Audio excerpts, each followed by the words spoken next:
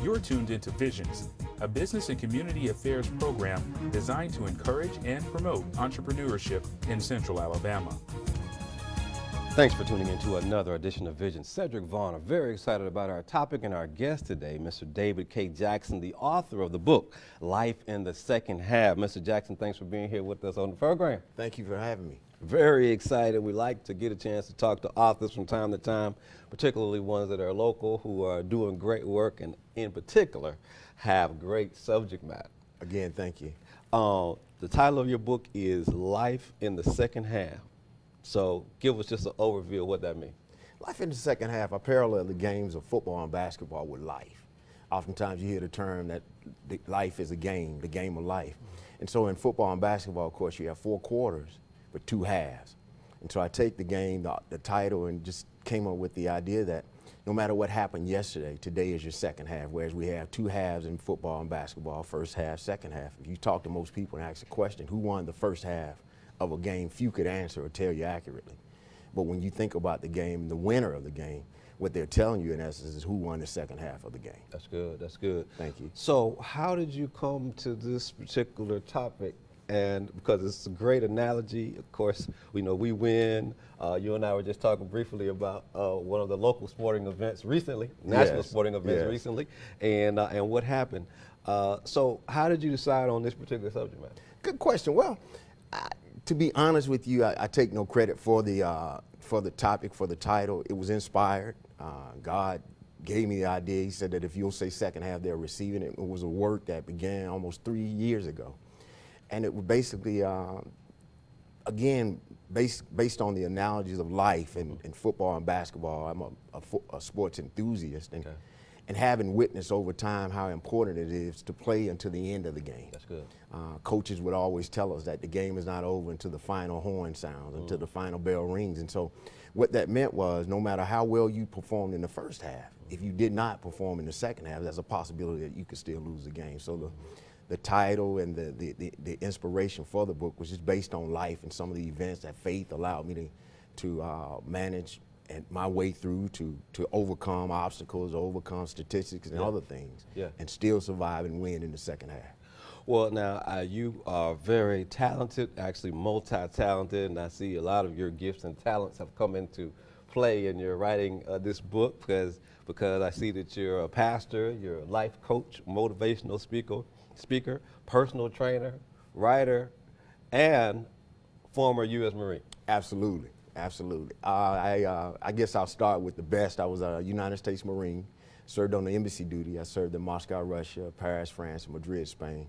I was one of 32 Marines hand-selected to go to Moscow, Russia. Hand-selected? Yes, sir. Keyword, hand-selected. Hand-selected. Okay. By President Reagan's staff at the time. It was then Secretary of State George Shultz. That's right, I remember. And a few people may remember, but there was an espionage scandal going on in the country. And the president decided that the Marine Corps couldn't stand another scandal, so he wanted the best available to go in and relieve those guys and to put a good face on what had become a black eye. In fact, there was an article on Newsweek, and the Marine on the cover of the magazine had a black eye.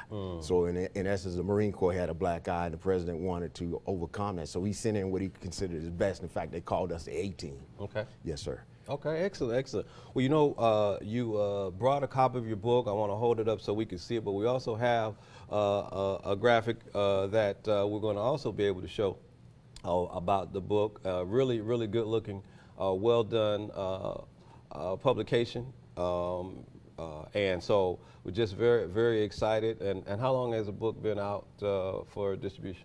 The book was released on February 24th. It's available on Amazon, Barnes & Nobles, anywhere Christian books are sold. You can order it online. And if you have an iPhone, you can go to the iBooks, and it will allow you to view it. The first 10 pages free. Okay. And you can also order it through iBooks as well.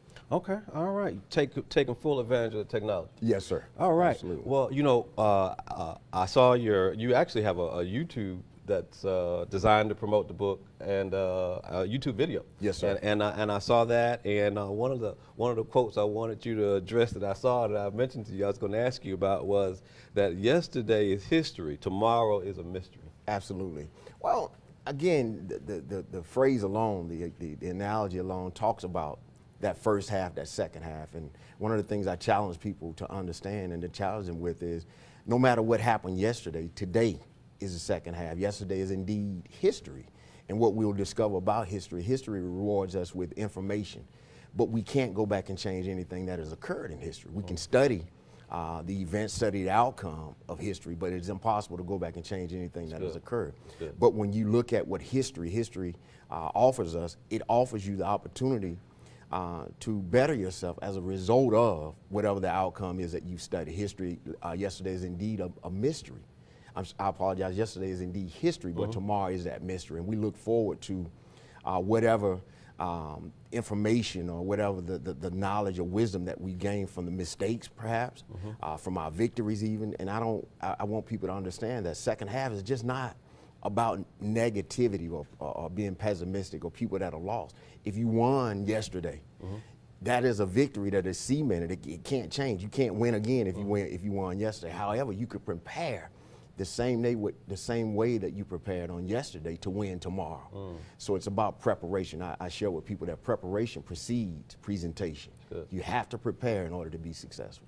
Well, speaking of preparing in order to be successful, I want to let you give the analogy. We just recently had a national championship basketball game. A team called Villanova won that championship, and you were able to give the analogy of how life in the second half applies to that situation. Absolutely. For those that witnessed the national championship game the other night, a couple days ago, perhaps, I found it very interesting that, and it may be incorrect on my facts, but I believe that Villanova trailed the entire game. And if they didn't trail the entire game, it wasn't very many parts of the game or portions of the game where they led. But the fact is, Villanova trailed the entire game, and it came down to the final shot of the game. And I was sharing with you, Mr. Varner, that isn't it amazing that North Carolina played at the end of the game hoping to go into overtime. But Villanova played the entire game preparing to win and planning to win. And when North Carolina went down and made the shot, they were excited about overtime. Villanova understood that life is indeed won in the second half, and no matter what the last shot was, we have to I share with people in the book that you have to have selective memorization.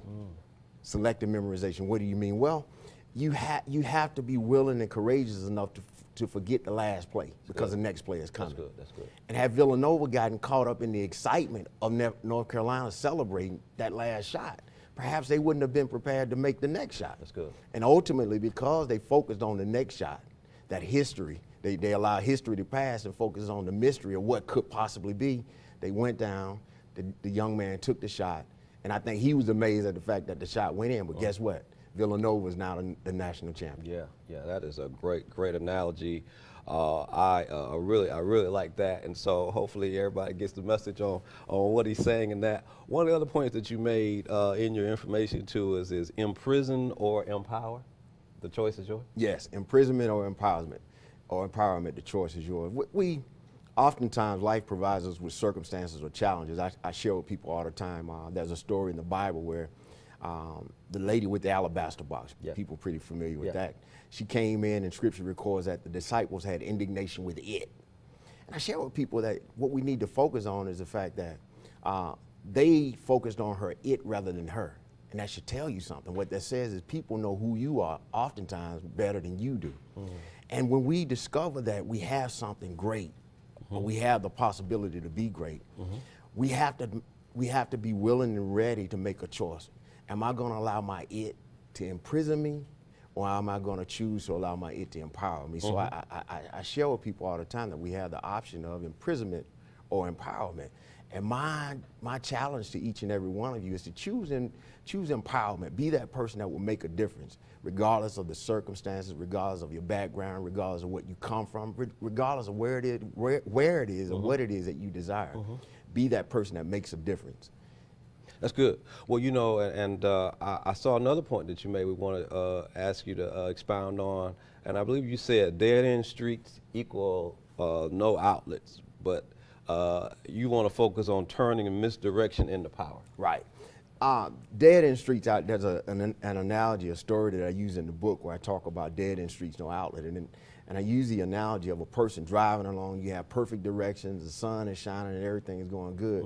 And your directions have you set to arrive at the greatest moment of your life or whatever your goal or your outcome is. And all of a sudden there you are just about halfway on your journey and you decide to make a left turn because you see others turning left. And oh, by the way, as you're turning, it says dead end street, no outlet. And as you're going down the street, you realize that there are cars and people, and what you didn't know prior to turning was that the person and people that were in front of you, one person was headed to work, the other person was headed home, but why are you turning? See, you turned because you saw others turning, but those other people were turning because their directions led them to that street. Your directions said for you to continue. But here's the thing, once you turn on a dead end street, you start to see that you're in a place where you don't belong. You're around people that aren't of your mindset. Here's the thing that you focus on, the fact that you did make a wrong turn. You must first acknowledge that you made the turn. You must first accept that you're on a dead end street. And then in order to address the situation, you have to admit, and I share with people all the time, that God allows U-turns. That's good. God allows U-turns. That's good, that's good. Well, I'll tell you what, I like that. God allows U-turns, okay? And we're just gonna go into this one point left as we get ready to leave, is shifting from division to commonality. Absolutely. It is so easy to find differences. I share with people all the time, I was a military dependent. Others would say a military brat. And what I discovered in traveling, not only in my military career, but in the careers of my parents, was that we were always in places that were different. I was always a new kid on the block, but what it taught me was that we had to find commonalities. Oftentimes, we run into people that had lived in places that we had lived in before.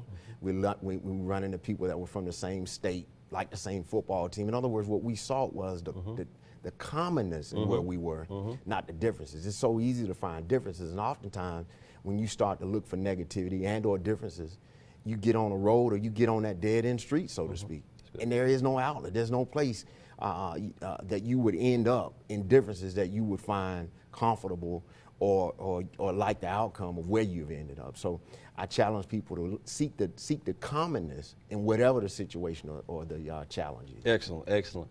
All right, well, Ms. Jackson, this is excellent. Life in the second half. Now, where, once again, can people find the book? Thank you so much again for the opportunity, Mr. Barnett. It can be found on Amazon, Barnes & Nobles, iBooks, anywhere Christian books are sold. Excellent. All right, that's going to do it for us on this segment with author, pastor, motivational speaker, David K. Jackson, author of the book, Life in the Second Half. We win. Thanks for watching. Please stay tuned. We'll be right back.